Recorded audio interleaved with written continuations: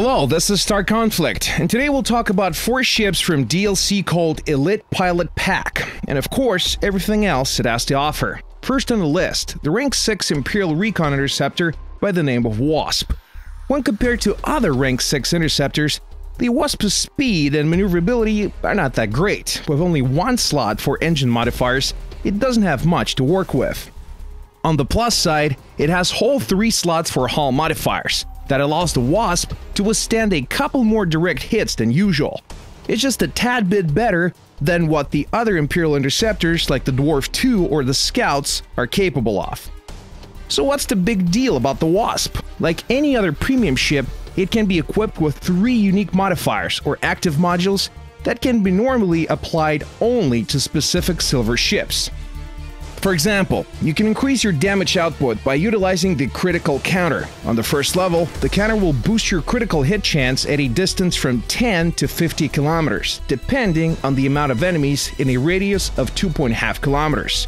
It's a perfect alternative for infrared scanner. That is, by the way, not available at Rank 6 at all. Also, take note of the Trampoline Active Module. It will boost your ship's rate of fire across all main cannons, and also create a huge zone that provides the same buff for your allies. To increase your survivability, you can use the Triumvirate Hologram. Triumvirate, as opposed to a standard hologram, will create 2 decoys instead of just 1.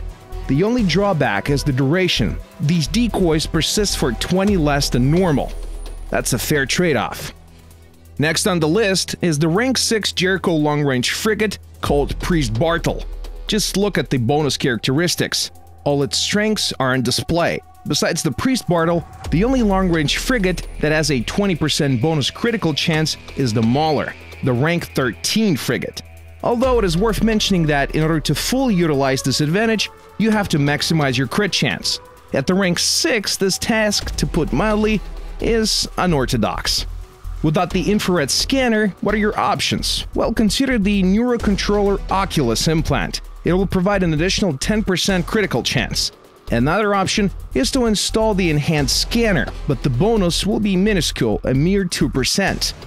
Despite all this, the Priest Bartle is the typical Jericho long-range frigate. High damage output, tough shields, and the hull made of space cardboard.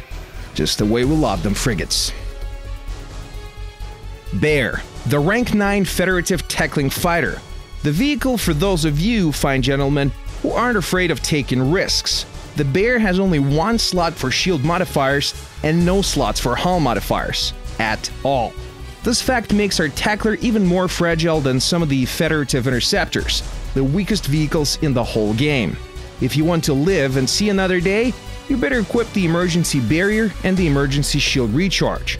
Also, you should dedicate 1 computer slot to the Procedure Booster. It will recharge your shields and reduce module cooldown each time you activate special modules. The Bear compensates its less than stellar defense with speed and maneuverability. The former is actually on par with the Imperial and Jericho interceptors. 3 slots for capacitor modifiers and 2 for computer modifiers allow to significantly boost the damage output. If, of course, you're not afraid of flying without any protection. On top of that, reduced module energy consumption and afterburner bonus will spare you from dedicating all those precious capacitor modifiers to increasing ships' energy.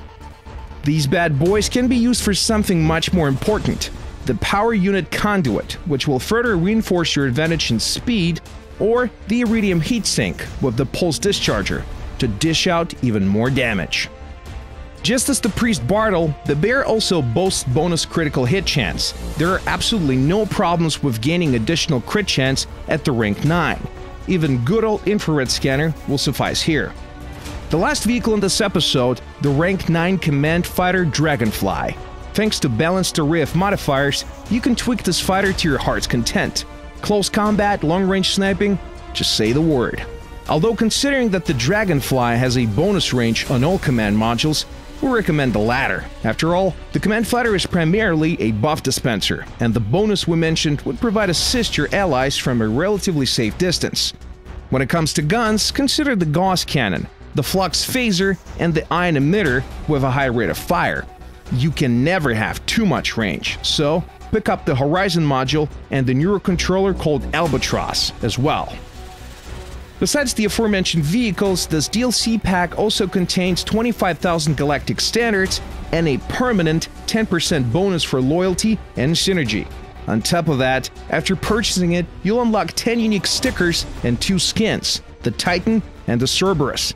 And even on top of that, if you take one of the premium ships into battle, at the end of the battle, you'll receive additional 20% credits and 50% loyalty. Phew, that was a long list. In other words, you'll have everything to feel like a true elite pilot. That's all for today. See you in space.